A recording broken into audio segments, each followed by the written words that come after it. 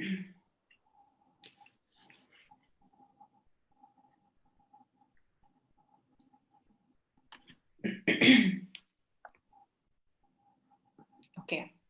So Assalamu alaikum everyone who's joined us for this Lahore Literary Festival online talk titled Unspooling History Through Objects. My name is Sadia Gardezi and I'm an artist and I work in visual storytelling at Project Dastan. And I'm very pleased to have two guests from India with me today. The first is Anjal Malhotra, who is an artist and oral historian working with memory and material culture. She is the author of Remnants of a Separation, History of the Partition Through Material Memory, published in 2017, a book chronicling stories from partition witnesses and the relationship with objects that they've held on to since 1947. We also have Navda Malhotra, who works in digital communication and is a ceramic artist. She has worked with Greenpeace India and currently works as a digital strategist at Purpose, an organization that uses storytelling to help activists and businesses make sustainable social change. And that their last names are the same is a coincidence. So together they have founded the Museum of Material Memory, which is a digital repository of material culture of the Indian subcontinent. And it traces family histories and social ethnography through heirlooms, collectibles, and objects of antiquity. So this archive has personal histories based around countless objects, including jewelry, textiles, photographs, war medals, buttons, furniture, and I can go on, but I will turn it over to the founders of the museum. If you have any questions to ask of our two guests, please just ask them in the Facebook comment section, and I will, at the end of the talk, bring those questions in and ask Anjal and Navda about them. So Anjal and Navda, can you tell us why you started this digital archive and what is exactly in the archive? Thanks, Sadia, for the very kind introductions. And it's such a pleasure to be a part of the Lahore Lit Fest, even if it's virtually. So let me start a little bit by the origin of the archive and why we started it. As you mentioned, my work details the partition through material, culture, and objects that refugees carried across the border on both sides while they were migrating. And one of the things I noticed while I was doing my field research from 2013 to 2017 is that a lot of people would get in touch with me to come to their houses and archive things. So I was trying to base the journey of migration and the home that people had left behind through objects that they chose to carry with them. And what these people were saying to me is, I live in Ranchi, can you come and see this thing that we carried? Or I live in Karachi, or I live in Lahore or Peshawar. And sometimes I could go to those places and other times I couldn't. But it really got me thinking about the archive and how in South Asia, we are not people who keep archives. We are people who rely on oral storytelling. So we're not really good at keeping physical things. We don't understand the nature of things. Sometimes we have aged objects in our house and we don't even ask their relevance or importance.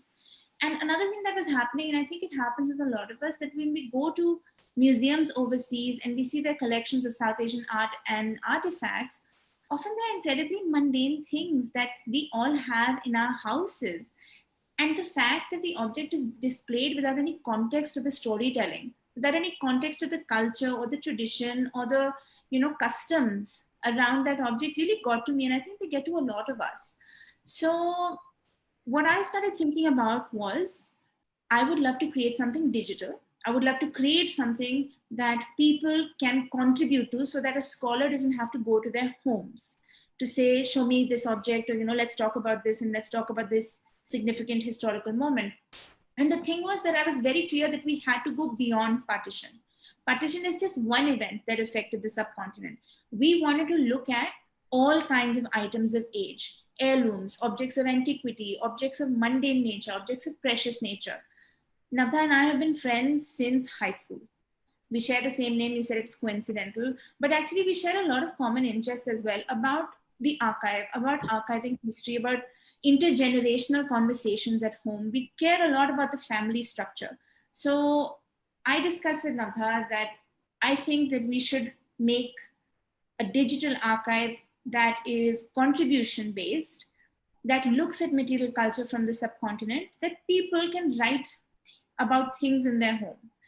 And thankfully, we were on the same page about a lot of things. And I want to hand it over to Navdha about how we went about building the archive. So Navdha, I take it from there. Thanks, Anchal, and thank you, Sadia. Very excited to be here. So as Anchal said, we started in September 2017. That's when the archive was actually born. And we're 3 years in now. We've crossed 75 stories. And I think it was really important to get something which was accessible to a lot of people, right? Like, I think there's also a thing in India and the subcontinent, you know, as Anchal said right at the beginning, you go outside and you visit these museums, but how do you start talking about things, objects that are closer to home? I think Anchal and I both come from families, similar family backgrounds, and I think that's where our common interests in history also stem from. And we were both very keen that these voices should be heard. You know, these stories need to be coming out. So we started off by building the website, and then we realized that, of course, we have to be on social media to crowdsource the objects that we have. I remember when we started, it was based on our own personal networks, like literally calling up friends and families, you know, objects that we had spotted at people's houses, objects that we have within our own homes. We started off by documenting those, and then started our Instagram and our Facebook, and that's when submissions started rolling in.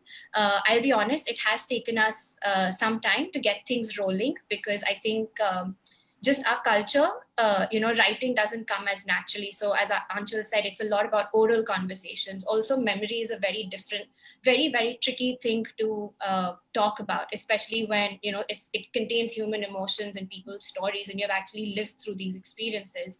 And that's when we found that if we get people to start talking about what they've gone through using an object, it makes it so much easier. And we were very keen, you know, as I said earlier, to get these voices to the forefront. I think, Sadia, you also mentioned that we have about 7 categories on the website. So we tried our level best to actually ensure that different types of objects were getting covered. So we have books, we have documents and maps, we have heirlooms, household items, jewelry, and also photo archives. And it is really exciting to see that a lot of those categories have got covered. Some stories, of course, like we do get a lot more like jewelry submissions, but we are working very hard to get more diverse objects in. Also, just another thing to mention that I think one of the big, very, very unique things about the archive, of course, it's digital, it's crowdsourced, but also that you're not separating the person from the object, right? But that makes the job so much harder because you're just reading it. So we try very hard, we work really hard to ensure that the experience of reading the person's story is as visual as it could be when you're in a physical museum or an art space or an art gallery. So we do work quite closely with each individual who submits a story. I think it takes us a few weeks, about 3 to 4 weeks minimum, to actually unearth the memories, the stories, and get really good quality photographs to ensure that, you know, anyone who's seeing it actually feels like they're right there. And I think over time we'll start experimenting. We are keen to experiment with different mediums. Right now we stick to a lot like narrative and photos. We've just started dabbling in videos. But over time, with more capacity, I think we want to start playing around with the medium of how the objects are showcased on the archive as well. Yeah. Can I add to that? So one of the other like major concerns, at least that I had, because my work is about partition, is a way to use the archive to bring people of the subcontinent together. And I think, as Navya mentioned, the fact that it's digital means that it's borderless. But also we have noticed the object is a democratic space. So say, for example, we post a story of, let's say, a kitchen utensil used in Peshawar, and someone from Nepal reads it and says that, oh, I also use this. And someone from Bangladesh reads it and says, I also use this. And someone from Kerala and Kashmir also commenting and saying, we use this in our kitchens as well. And we have an example of such an object in our presentation later. But what that does is, it doesn't mean that someone from Pakistan, Nepal, Bangladesh, and India are talking. It just means that the object is connecting people throughout the subcontinent in a very seamless way. And I know that I strive for that in my personal work. I know you strive for that with Project Dastan always. And I know that that's something that we are constantly building on the museum, how to use the object as a space for conversations that may be able to in some way eradicate this very entrenched border between, the geographic areas. Yeah. Can you show us some of these objects, like, and what they look like, and then how do you start understanding the history of the people that the object is attached to? Sure. I have a deck here, so I'll just share my screen. Just a second.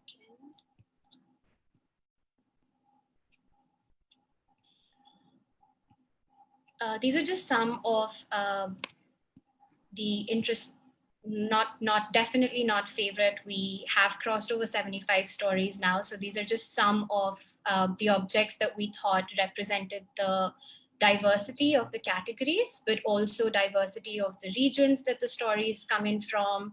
And I think every story that we publish has something so unique coming across, but we just thought we'd share about 14 to 15 objects to kind of, just make the conversation flow. I think that as we go through the story, we are very interested in the specificity of the experience of the person and the thing. So you may see 4 or 5 different kinds of textiles, but the fact is that every single piece comes with its own story, perhaps its own geographic area, perhaps its own time period. And I think those are really exciting things, because as we go through and build this archive, what we're doing is creating an organic archive of material culture. Right? This is a completely crowdsourced, organic, that people are willing to contribute to. So at the end, we have something wonderful for posterity and for our future generations. Yeah. Anshul, do you want to start by talking? Maybe I thought we could actually talk about the Bondi, since you mentioned that, just as an example of how conversations, we are facilitating conversations across borders and geographies. I can also talk about this if you want. No, I can go ahead. So when a submission comes in, generally either Navdha or I take it on based on who sees the email first, and maybe who is like, I don't know. I don't want to say more interested in a story, but we manage to divide it between us. You have your own expertise areas, I'm assuming. We do, but also like sometimes we work together on the same thing as well, which is also very exciting. I think it's also very much not just email, but we go tracking people's social media. So we actually stalk people to find objects and then write to them and then follow up. So whoever sees something first, but then, yeah, I think personal interest and also working together. So this particular object is called a Bondi, and the story came from Asansol in West Bengal. And a Bondi is a very particular kitchen utensil used to cut fish. And the woman who wrote the story, Kasturi, went into a lot of detail about how the Bondi was not just used in very specific kitchens to cut specific things, but also that it was a tool of women. And it was a very interesting article, actually, because she used it as a tool of women empowerment. How though women were confined to the kitchen, they used these tools, and they had multiple tools to empower themselves in some ways. And so the moment we put out this particular story, it was like a flood, not just of comments, but also people saying things like, I'm from Lahore, and in Punjab, we call it this, and we cut only saag with it. I am from Kerala, we call it this, we cut only this kind of fish with it. It is shaped like this. It has, you see, this one has a little peacock going up, but then there were others shaped in many, many different ways, like knives or swords or kukris. And I thought that, Navdha and I both thought, I think that this kind of object was a wonderful way to put a repository of material culture together. So we started collating all of those answers that we got, and we have a kind of literally like a deck of what a Bondi is called throughout the subcontinent in over 150 different ways, and how people remember their mothers or grandmothers or great-grandmothers using it for very specific things, which I think is the specificity that we are looking for. That, one thing, it is possible for one thing like this to unite the subcontinent. And objects do have the power to do that. Can I just add that I think that was one of the most beautiful experiences, right? Like you put up something, it's a cutting utensil. Like it's literally a utensil that's used to chop stuff in a kitchen. And as Anchal said, Kasturi did a fantastic job of spinning the narrative into women's empowerment. And it was all around how, you'll notice that chefs are mostly men. But when you're in the household, it's the women who are actually cooking in the kitchen. And the Bondi is one example of it's a very powerful looking instrument, and it evokes that sense of power when women are doing the cutting. But I think it also prompted people to go back and ask their mothers and their grandmothers, because they remembered seeing the object at their home at one particular time. So we literally had people going, oh my God, I've seen this. Let me come back to you with what it's called. And yeah, as Anshul said, we have like an entire list now, and we are keen to take this story further with the many uses of Bontis and the many words used for a Bonti as well. Yeah. So now that you want to go back and go through the entire thing? Yeah, definitely. So as you will see, we have all kinds of different objects, and sometimes the object may seem like it tells a story about one thing, but it can completely go in a different way. This is a great example. So Rashmi Puri wrote a story about this dupatta on the left. But while she started searching the story of the dupatta, which had been carried across from Lahore to Delhi during partition, she found this incredible story about the house that the family used to live in, Model Town, and how when partition was announced, her particular family continued to live in that house. Meanwhile, another refugee family moved in with them. Rashi comes from a Sikh family. This other family that moved into the house was Muslim. So for 3 months after partition had been announced, a Sikh family and a Muslim family lived together in a Model Town house in Lahore, sharing the space, sharing the food. And I just thought that it was so incredible that when she started searching for the stories of the dupatta and why someone had carried the dupatta across to India, she got this whole other kind of story of unity and kinship that she could have never imagined. She has since been able to find the Model Town house in Lahore and has discovered that it has been broken into 6 different houses now, because you know the Model Town houses in Lahore were pretty big at one point. So this is her dupatta and also the suitcase of things that the family had carried across from Lahore. And I think it happens with all our pieces. Like the story starts with an object, and then when someone starts writing it, conversations start. They always manage to unearth something they didn't know about their own family history. And I think also intergenerational conversations, which are becoming less and less in the subcontinent. So one thing that Nabha and I are very concerned about is how much the distance between generations is growing, and how talking about an object often recedes that distance quite quickly somehow.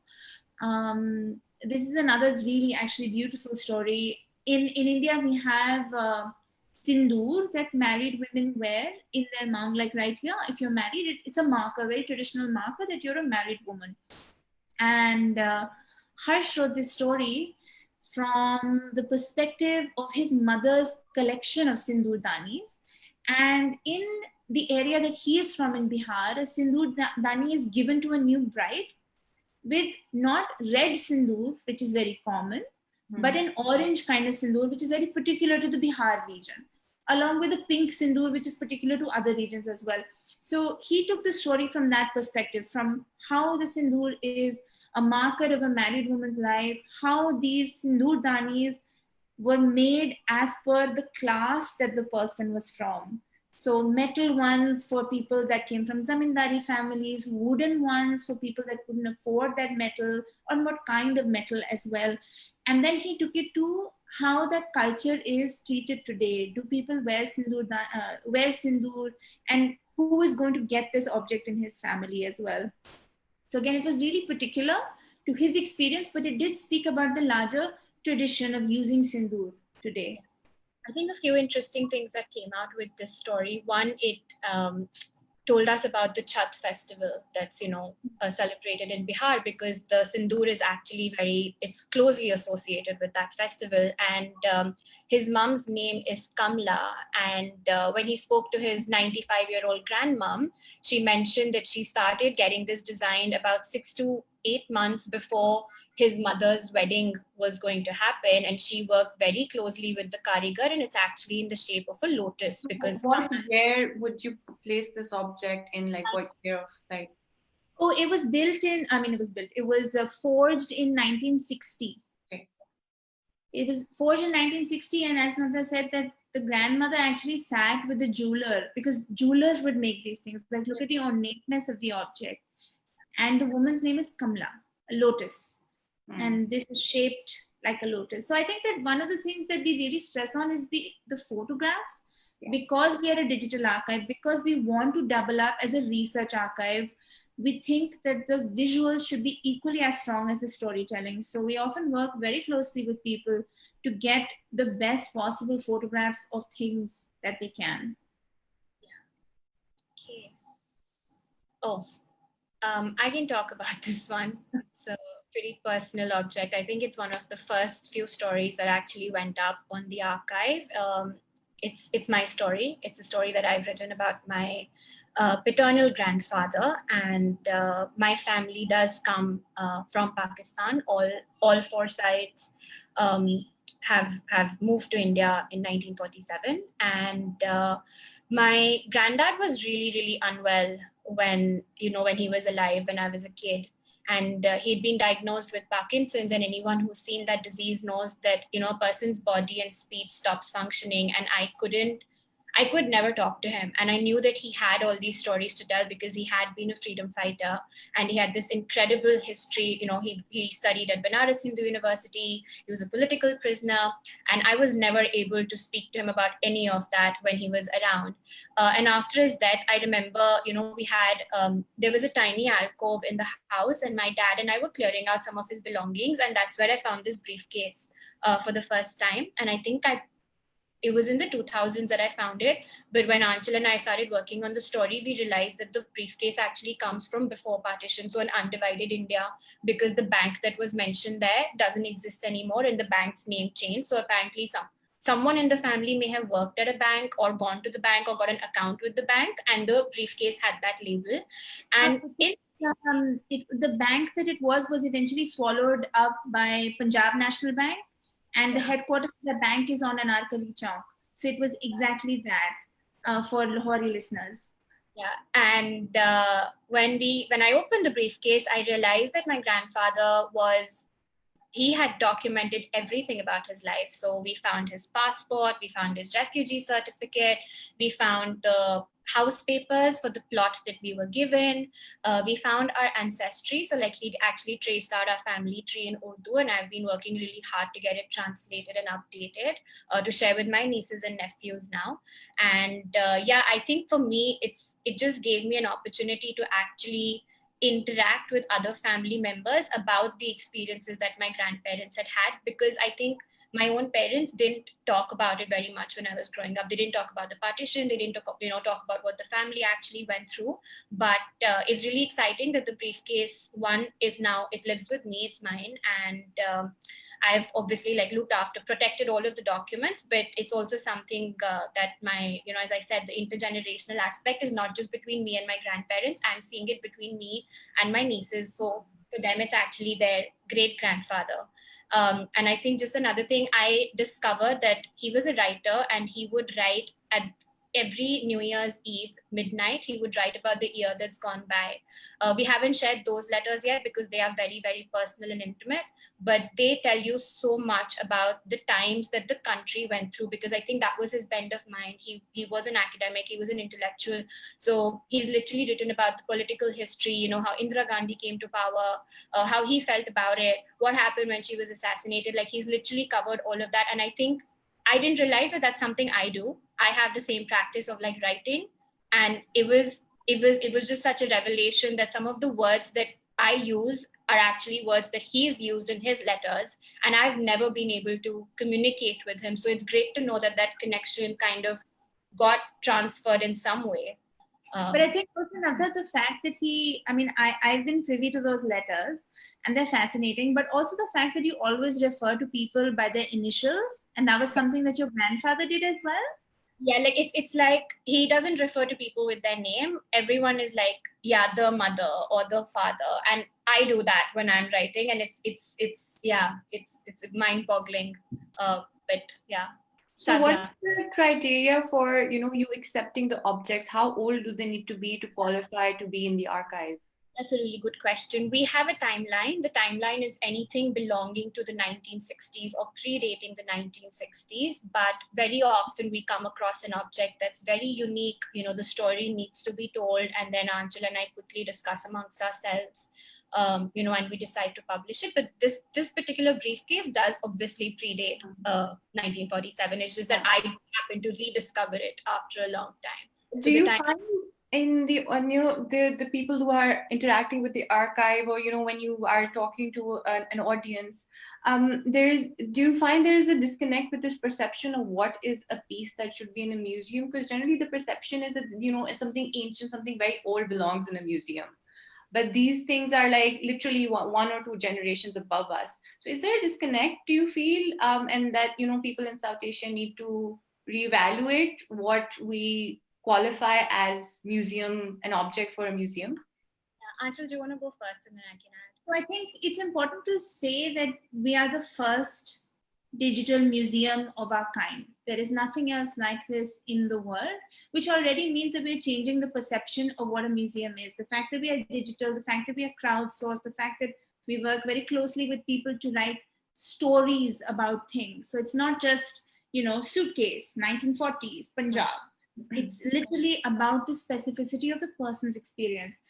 I think that we need a consistent effort to change the perception of what a museum is. As someone who currently works as a curator of a physical museum as well, I know that perception will change very slowly, but I think that this is a step in the right direction. Very often, people do write to us saying, I have this thing from the 1800s. Does this work in your museum? But then we also have people saying, I have this book from the 1950s. Does this work? And in both cases, it works. And I think that shows you the breadth of our collection, that we can, because we are digital, we can afford to have such a wide variety of things. Because I think that when you're talking about a landmass, you can't limit yourself to just the geography or just the language or just the person. I think that you need to take a lot of things into account to create a holistic sense of what that landmass is. And essentially what we are trying to do is give you a snapshot view of the subcontinent at a particular time. So we have stories from the 1700s, we have stories from the 1800s, we have stories from the independence movement, post-partition, on both sides. And I think that I personally love the fact that we have that breadth of objects, and we can afford to invite people to write about all kinds of things.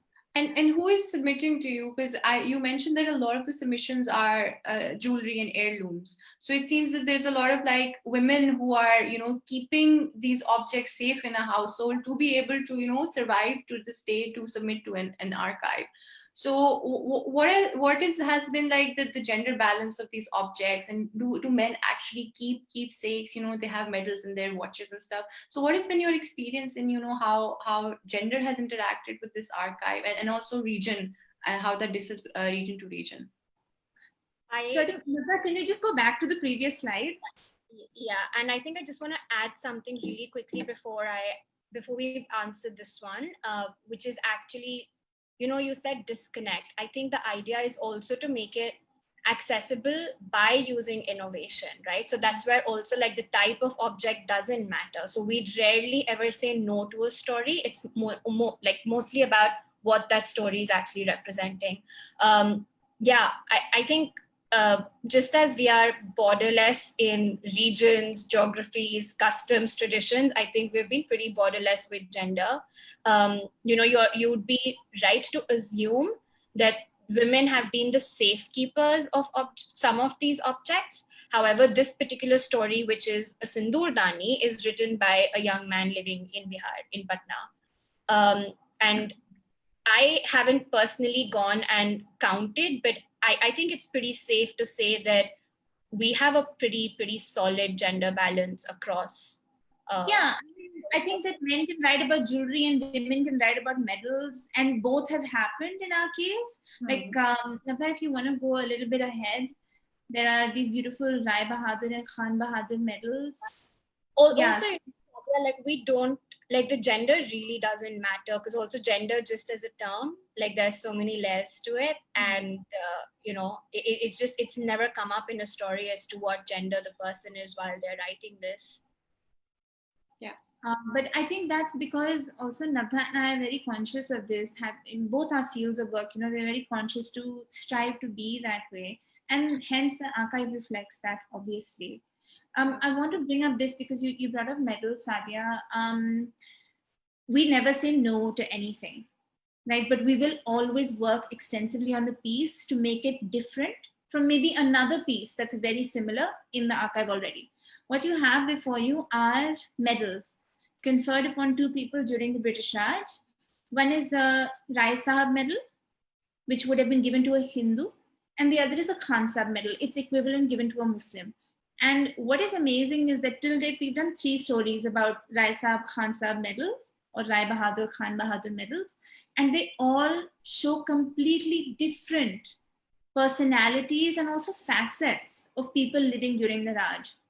So one is also written by a man and another is written by a woman. The one on your left, the Rai Sahab medal, is a story that we thought was going to be about the medal, but it turned out to be this incredible story about this family that rose from a Dalit caste up to a person who actually got this medal. So Varun Malik, and we published the story very recently, Varun Malik wrote this story about his family because he didn't know anything about his ancestors. He is an Anglo-Indian, he's half Scottish-Irish and half Bengali. And he ended up finding out about his family through the textbooks that he read in Oxford, because there were brothers that rose to the status of earning Rai Sahab medals. And that story was as much about caste as it was about resilience and class struggle and ownership of experience. Yeah. The story on the right is written by Sajal, who lives in Lahore, and her story was about a chest that she found of her great-grandfather, and the letters, again, very similar to Navtha's.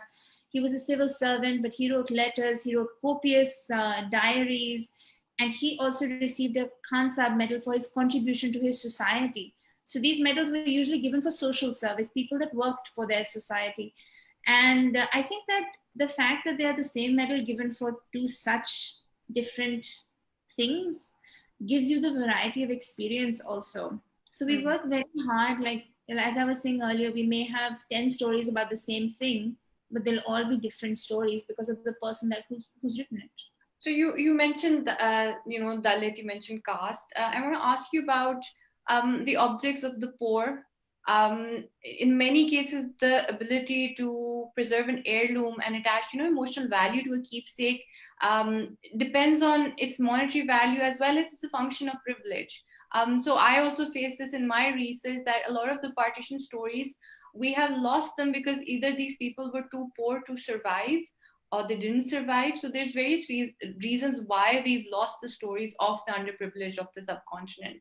Is there any way that we can think about how to preserve those stories or access them and their stories to include them in our archives and our research?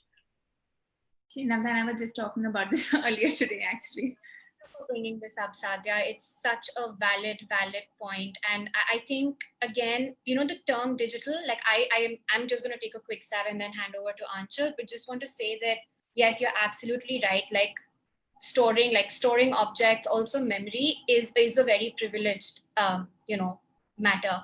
However, I think the term digital needs to now start shifting, because I think at least in the South Asian countries, most people have access to digital platforms. So I'm not going to talk about the actual objects and stuff. I'll let Anchal deal with that. But I think we are very keen that in the next few years, we start experimenting with how do you bring that audience online to start even witnessing and reading and sharing some of these stories, because I think both things are important. One is having the objects, but also bringing them into the narrative and the stories. So I think just the term digital, like everyone is on WhatsApp, right? So like, can we start being innovative and creative with the tools and the platforms that we're actually using? Right now, we're just on Instagram and Facebook, but like TikTok, for instance, it's banned in India now, but it was an app that was used specifically by the lower socioeconomic demographic of India.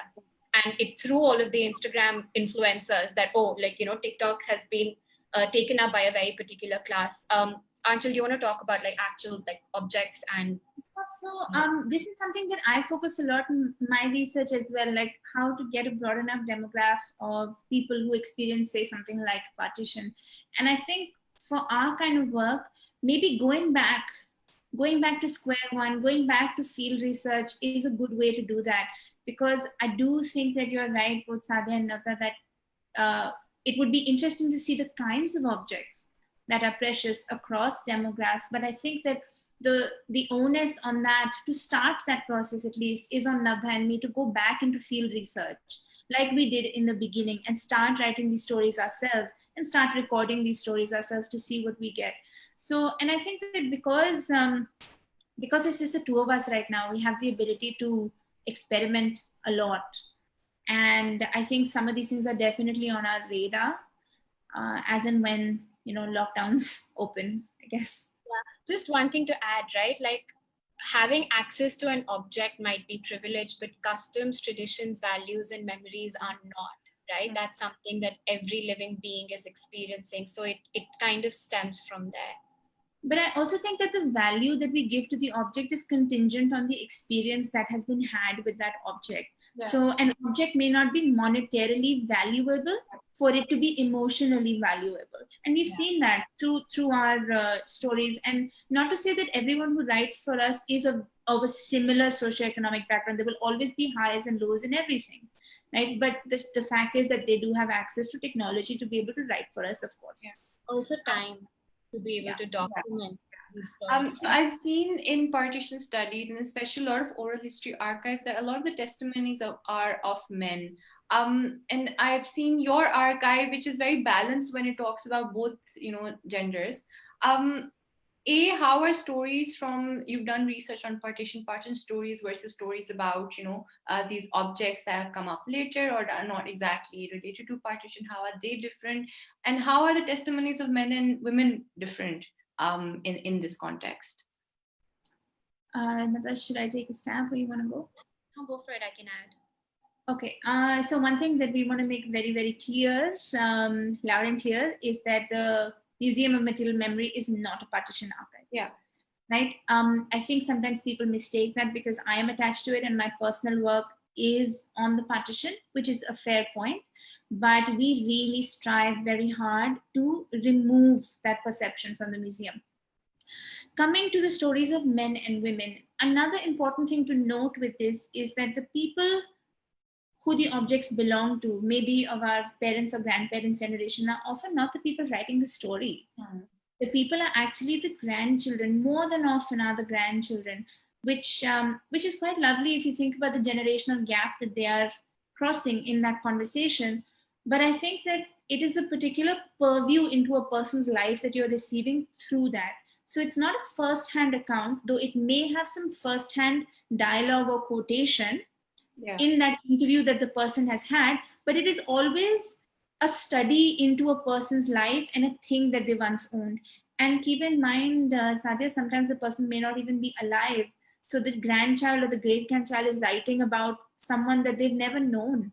And they're trying to piece together things, which means that a lot of external research comes into play as well. And we're grateful that a lot of people do that research.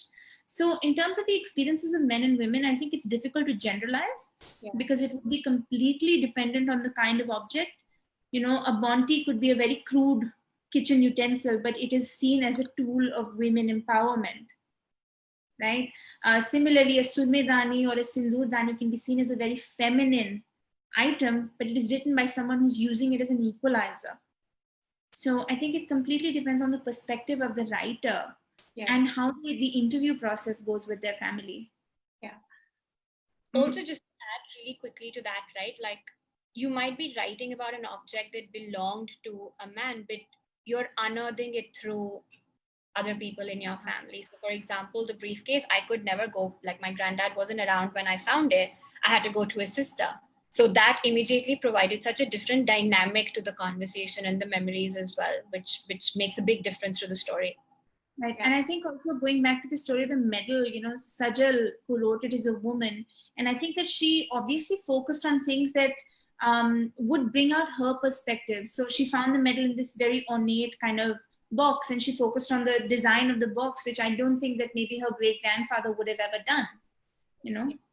So this brings me to the question of then memory, because generally historians do feel that memory is unreliable. However, you and I work in a field of oral history. So how do you deal with this idea of memory being pliable, memory being not exactly scientifically observable?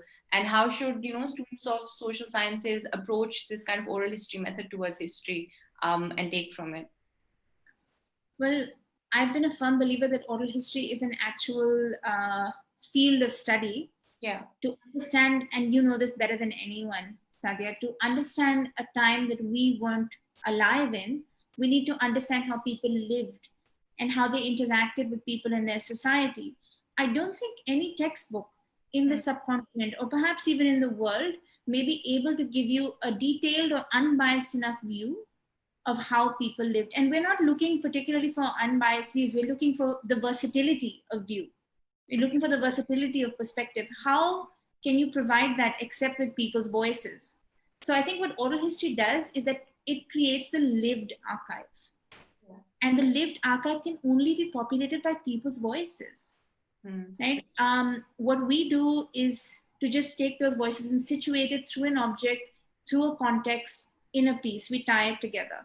But I don't think that one should, I don't know, I don't like how oral history is called history from beneath, or, I don't like that, because it's as if to say that history from beneath has someone looking at it from above. Yeah, yeah. The person is building the history because the person is living the history. Exactly. That comes in again, right? Like, it's not just about accessibility to the object, it's accessibility to the story and accessibility to history. Why does history need to sit within this thing where only academics and scholars can access it? It's lived experience. Yeah. So like we kind of live in a world where we all have digital personalities as well. So do you think this changes the future of this field when, 100 years down the line, the objects are going to change, the photographs and the way that we preserve things is also going to change. So for those types of like non-tactile, intangible objects, what is the space in, the field of material culture? Love that question. It's funny because when we were putting together the timeline for the objects, we were talking about, 20 years later, we'll have to extend it by another 5 years, and we'll have to extend it by another 5 years. And when we are of a certain age, someone who is 20 will be like, what is a phone? A handheld phone.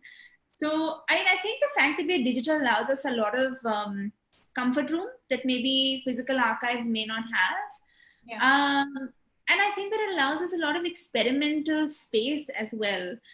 So like, what is the virtual object, completely virtual object, the invisible object, the non-tactile object? I think that, I don't know if we have any like actual answers for what will happen. Yeah. We don't have answers to what will happen, but Sadia, like, not even to go into the future, like someone submitted a biryani recipe and they were like, is this material memory? And Anjali and I were like, yeah, like, why not? Like, she had the recipe written down by someone in her family, so that became the object, but the recipe was one. Sometime recently, someone asked, can this tree that's grown in my house, can this be material memory as well? So I think it's also just like, I think we're really lucky that because it's digital, we can play around with the format and be really innovative with it. I think we're noticing a shift in like objects already. Not to even think of 10, 20 years down the line. I think the objects that we're coming across are changing. There's stuff that Anjali and I have seen while growing up. I think some of our audiences are younger, so they see something and we're like, actually, this is not that old. But then again, I think it's the experience that you're documenting, which is for us the most crucial. Yeah. So and I think the periphery, I mean, keeping alive the conversation is really important because, it must be an active process. So every time an object comes in, we do discuss the periphery and the boundary of what material culture is. And I think the fact that keeps changing is really good because it keeps that conversation alive as well and keeps it relevant to the time. So what is next for the museum, and how should, people contribute? Like, what would be the preferred method to get in touch with you? I think, yeah, we have a form on the website. People can submit using that. It's a pretty comprehensive form. People can also write to us at hello@museumofmaterialmemory.com. I think personally for me, what's next is extending the number of stories. It's been great during the lockdown. People have had more time. So the number of stories, the submissions that we're receiving, it's a I hate to say it, like during a time like this, but people have had space to actually think and uncover some of these memories. So we've been pretty fortunate to get more stories. So I think one, the number of stories, and two, the capacity. It's just Anchal and I right now, and we invest in every piece just on our own between the two of us with full-time jobs on the side. So I think expanding the team would be something for me. Yeah, I think for me personally, and I mean, I know Nabha agrees with this, is the diversity of a geographic area and the kinds of stories about kinds of things, just diversity in general that we would like to see on the archive. Is great that with nearly 100 stories, we have so much geographic area within India, Pakistan, Afghanistan, Bangladesh, Nepal, and the diaspora that we've covered. But it would be wonderful to keep adding to that. Yeah, I think just within the subcontinent, like moving beyond the bigger cities, and towns, like the northeastern part of the country of India, like just getting those stories, because our cultures are so vast.